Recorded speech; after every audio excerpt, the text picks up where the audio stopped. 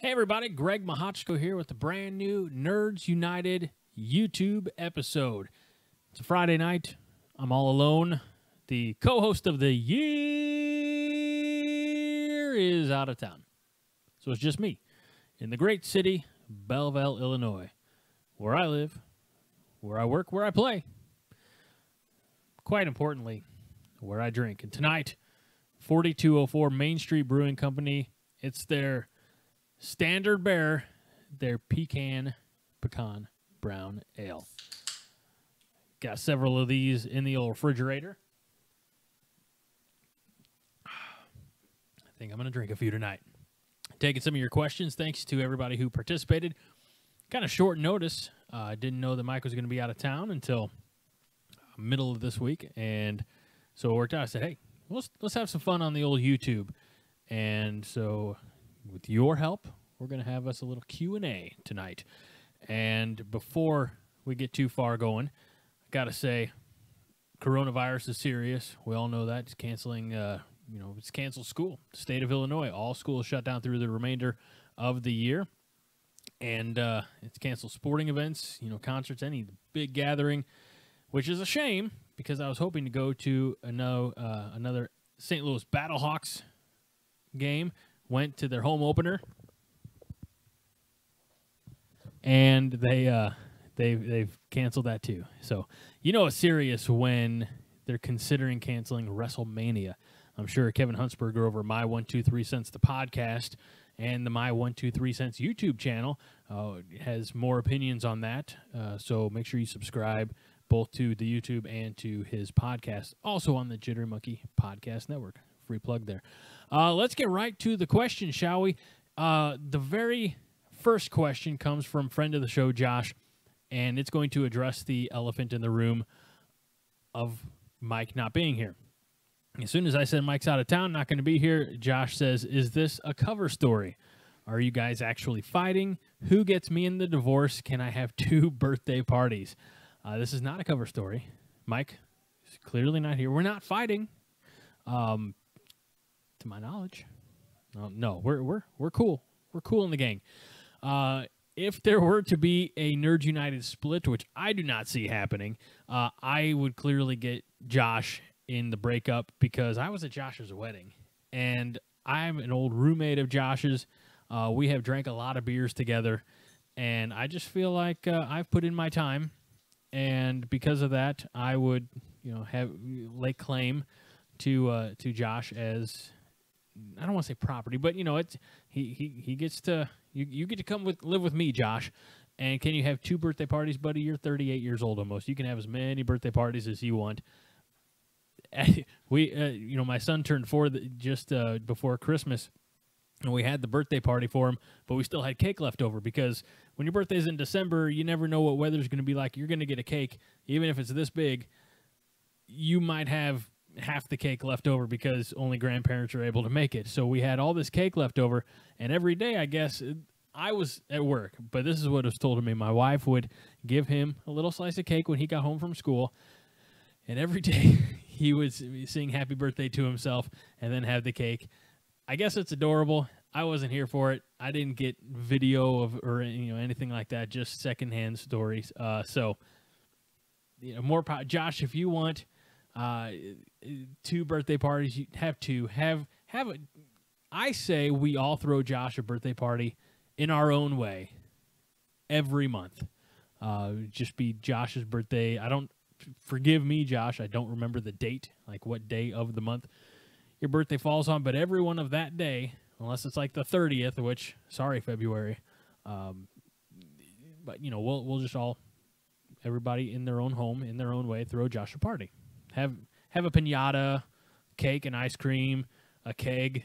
I remember Josh used to like kegs. So, anyway, that's that one.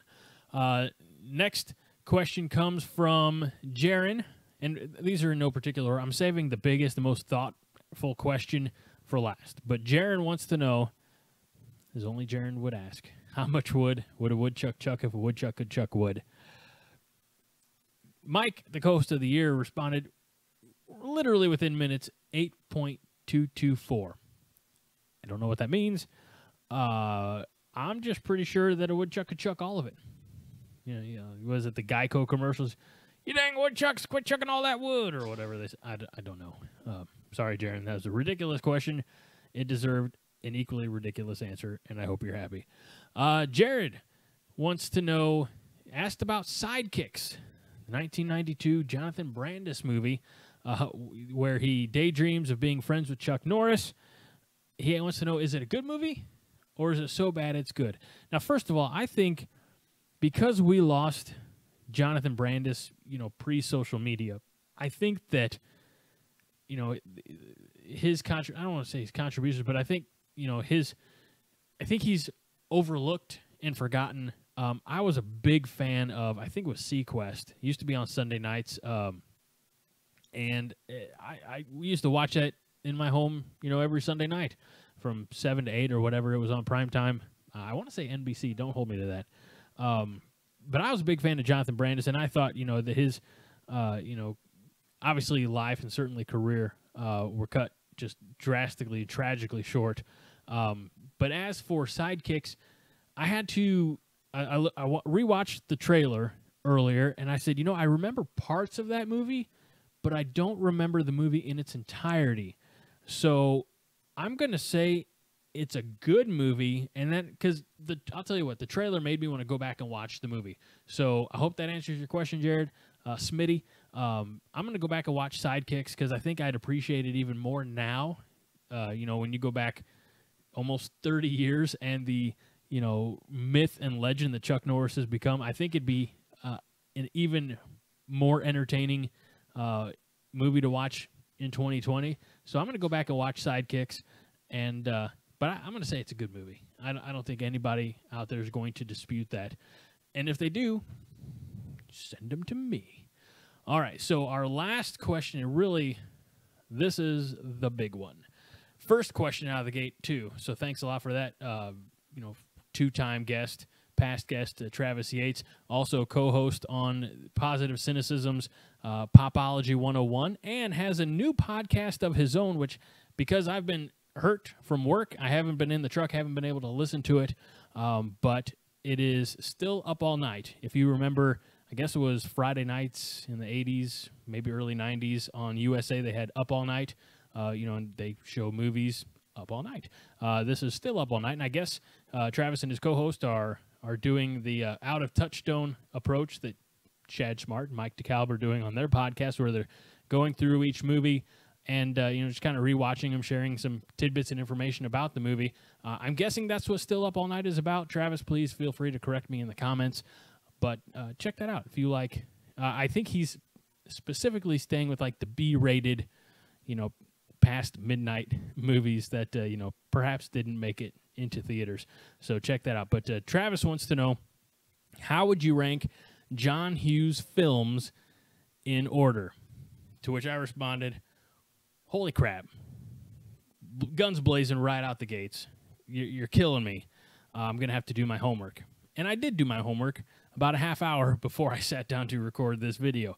Full disclosure, I have not seen every John Hughes film.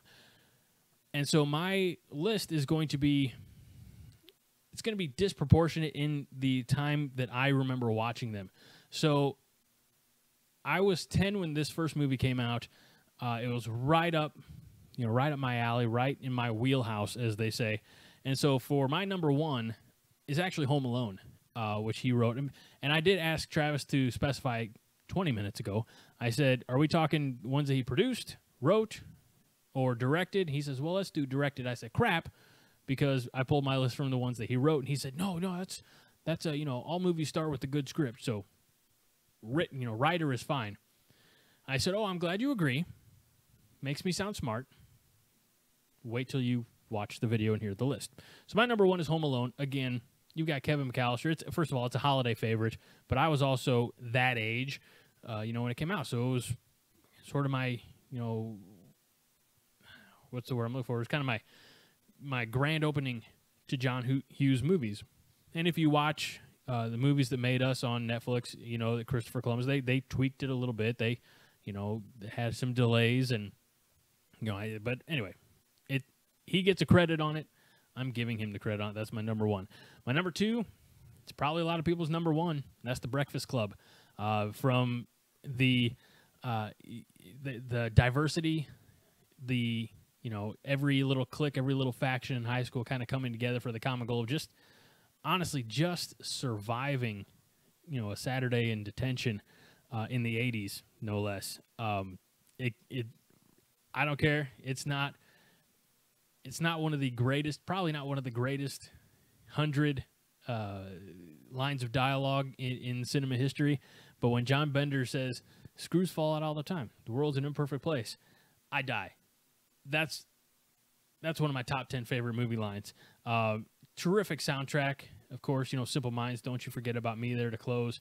What a great way to encapsulate, probably the high school in the 80s, which was what John Hughes was famous for. So that was number two. Number three, Ferris Bueller's Day Off. I don't want to hear any shit. I actually saw Ferris Bueller's Day Off before I saw The Breakfast Club. You got to remember, I was born in 82. Breakfast Club came out just a few years after that. I didn't actually see Breakfast Club until I was in my 20s. Look, I had an older sister, but, she would have been John Hughes' demographic age throughout the 80s. She's just a few years older than me, but, she was more into some of the movies that were, towards the end of my list. We'll get to that in a little bit. But Ferris Bueller's Day Off, I find, is one of the most quotable movies of all time. And when I was in college, actually, I was in a group and I wrote a skit based on, it's a college student and he's supposed to go to class, but all he wants to do is stay in his, room and watch movies all the time. So there's pulling a lot of, from Ferris Bueller. Number four, The Great Outdoors. The Great Outdoors and Uncle Buck, honestly, which is number 6 on my list, could go back and forth. It doesn't matter. I enjoy the heck out of both of them. I think, first of all, John Candy, global icon, national treasure, even if he's Canadian. And so, I just love those movies. Squeezed in the middle, you've got Christmas Vacation. Of course, I've got a couple of Christmas or of the vacation movies on here. After Uncle Buck, I have the first one, National Lampoon's Vacation, followed by European Vacation. Look, I found European Vacation when I was adolescence, puberty. I saw it on Showtime or HBO or something. So if you remember that movie, you know why I was such a fan of European Vacation. Just gonna say Germany seemed like a fun place to visit at the time. France even more so. After European Vacation, I had Weird Science, then Planes, Trains, and Automobiles. I know people are going to say that's way too low on the list. I'm not saying you're wrong. I'm just saying that of the movies that I've listed, Planes, Trains, and Automobiles is the one that I've seen the least, so I apologize. And then a couple of movies that I've honestly never seen, but I wanted to put them on there, were Pretty in Pink and 16 Candles.